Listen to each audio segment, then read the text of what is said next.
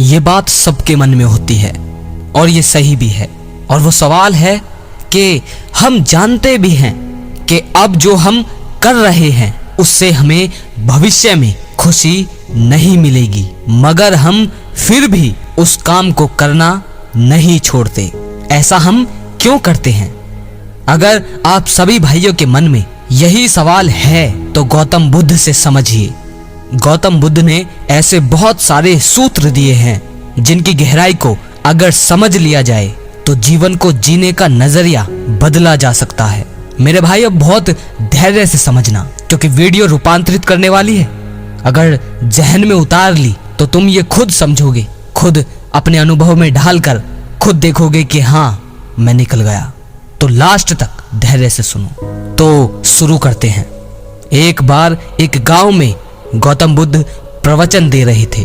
बुद्ध का प्रवचन सुनने के लिए लगभग गांव के सभी लोग वहां उपस्थित थे। सभी लोग बुद्ध से अपने अपने प्रश्नों के उत्तर जान रहे थे। उन सभी गांव वालों में से एक व्यक्ति बुद्ध से पूछता है, बुद्ध, हम जानते हुए भी गलत काम क्यों करते हैं? हमें पता है कि काम वासना गलत है, क्रोध पीड़ादायक है और नशा जहर है, मगर हम फिर भी हमेशा इन्हीं सभी चीजों में पड़े रहते हैं। हम ऐसा क्यों करते हैं? बुद्ध कहते हैं, मनुष्य हर वो काम करता है जिससे उसे लगता है कि उसे खुशी मिलेगी। तुम जिन काम को बुरा बता रहे हो, तुम उन्हें ऊपर ऊपर से तो बुरा कह रहे हो, मगर भीतर से तुम उन्हीं में कहीं ना कहीं रस ढूंढ रहे हो। इस बात को मेरे भाइयों ध्यान से और गहराई से समझो।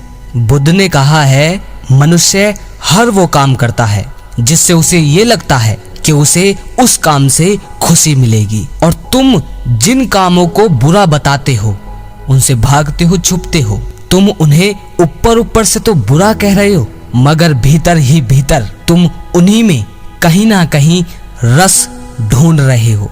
ये सच है या नहीं? आप खुद अंदर झांक कर देखो।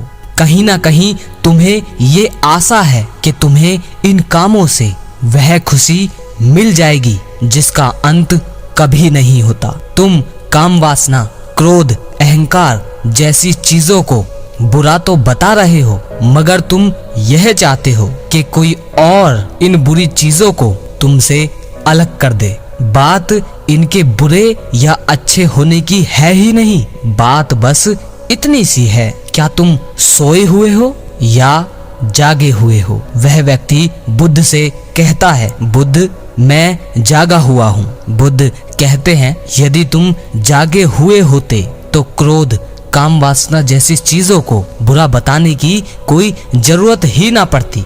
तुम्हारा इन चीजों को बुरा कहना ही तुम्हारे सोए होने का सबूत है। वह व्यक्ति कहता है, परंतु बुद्ध, ऐसा कैसे हो सकता है? बुद्ध, मैं तो आपके सामने बैठा हूँ और आपसे बात कर रहा हूँ। बुद्ध कहते हैं, तुम बाहर से तो जागे हुए हो, परंतु तुम्हारे भीतर का जो मैं है, क्या वह जागा हुआ है? क्या वह तुम्हें सही सुझाव देता है? क्योंकि जिस तरह के सुझाव वह तुम्हें देगा उसी तरह के तुम काम करोगे। बुद्ध कहते हैं, जिस प्रकार सपनों में हम वो सभी काम कर सकते हैं जो हम जागे हुए नहीं कर सकते, क्योंकि जागने के बाद हमें सही गलत का भेद पता चल जाता है। उसी प्रकार जब हमारे भीतर विवेक सोया हुआ होता है तो हम वो सभी काम करते हैं जो हमारे लिए दुख पैदा करते हैं। वह व्यक्ति बुद्ध से पूछता है, बुद्ध, विवेक को कैसे जगाया जाता है? बुद्ध कहते हैं, ध्यान से, सही संगत से, सही विचारों को ग्रहण करने से।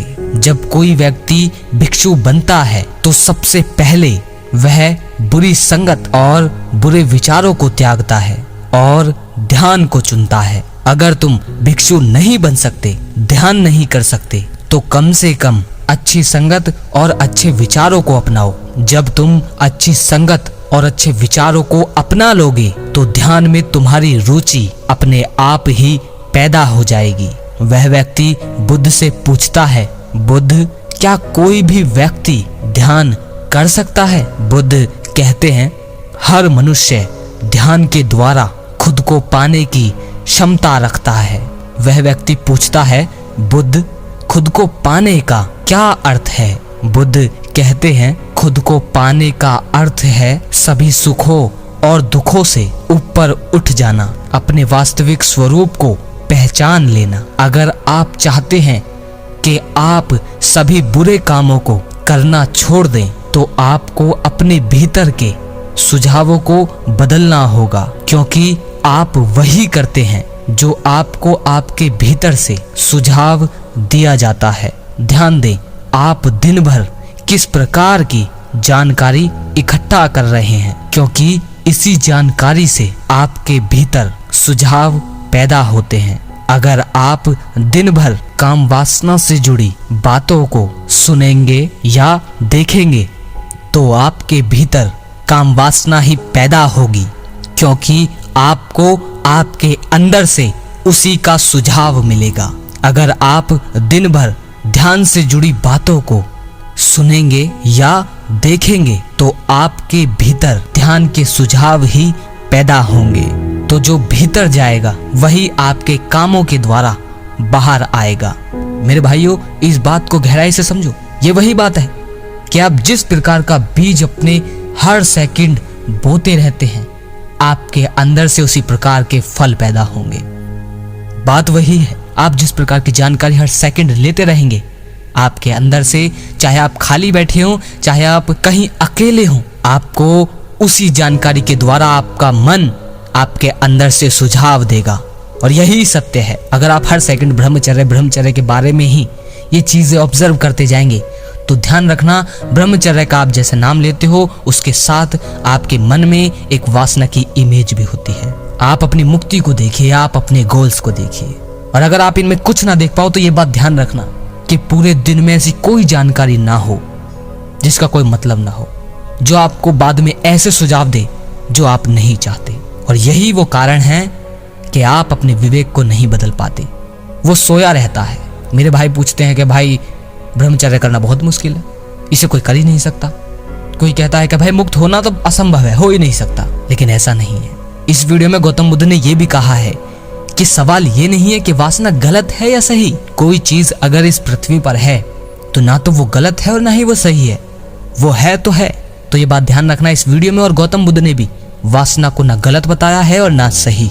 और ये वीडियो जिस भाई ने नहीं देखी है वो जाकर जरूर देखें, क्योंकि ये वीडियो बहुत ही मूल्यवान है। और जितने भी पीछे वीडियो हैं, अगर समय हो तो जरूर देखें। बस इस बात को अपने दिमाग में हर पल अभी से वीडियो के बाद ध्यान रखना कि पूरे दिन में आपके अंदर कैसी जानकारी जा रही है, आप क्या देख रहे हो और क्या कर रहे हो, क्या सोच रहे हो, वो सब जानकारी है। अगर आप सही जानकारी लोगे तो आपको सुझाव भी अंदर से सही आएंगे। चाहे आप गलत सोचना भी चाहो तो भी सुझाव सही ही आएंगे। हम होश में तभी नहीं रह पाते और तभी लोगों को कठिनाई हो रही है क्योंकि जानकारी गलत है।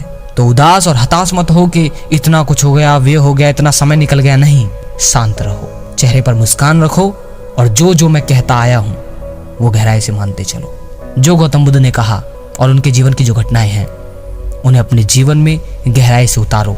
अगर लगे शेयर करने लायक तो शेयर जरूर कीजिए। और जो भाई शेयर करते हैं उनका दिल से बहुत बहुत आभारी हूँ। और जिस भाई ने यहाँ तक वीडियो देखी है, बहुत ही संयम की बात है। अगली वीडियो में फिर मिलते हैं मेरे भाइयों। जय श्री कृष्णा।